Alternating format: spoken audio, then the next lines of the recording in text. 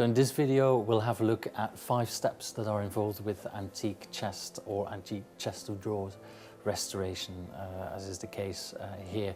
Again, we're in Savino del Prete's workshop in central London, just off the King's Road.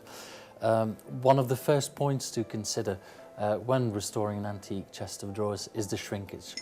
Of course, wood moves over time.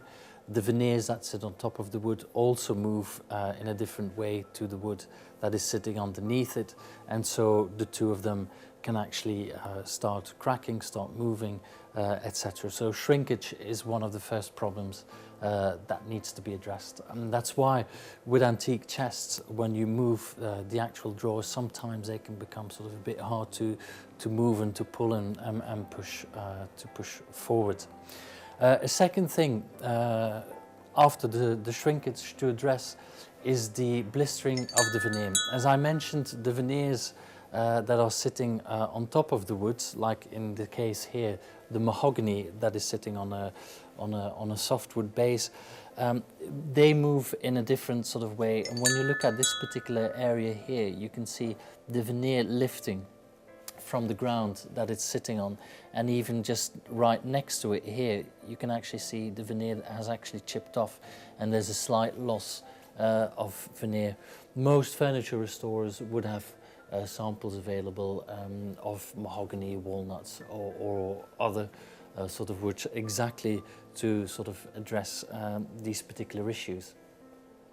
And then in step 3, as I mentioned, the runners of the drawers quite often need to be replaced as well. This is exactly to address that problem again of being able to sort of move the drawers back and forth quite easily. And then when we look a bit further, now that this chest of drawers is turned upside down, what we see here is actually the lower rail of the chest of drawers, which is exactly the area where you expect it to be the most wear.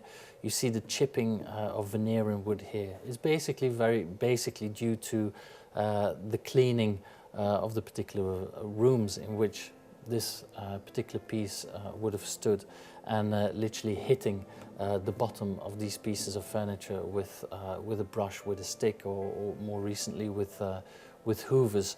So those are often the areas that need to be mostly addressed. And then step 5 in furniture restoration is the addressing of the actual top of the piece. Of course, one can imagine that on the top of the pieces of furniture, that's exactly the area that gets the most usage, by putting pieces on top of it, moist or wet vases or objects.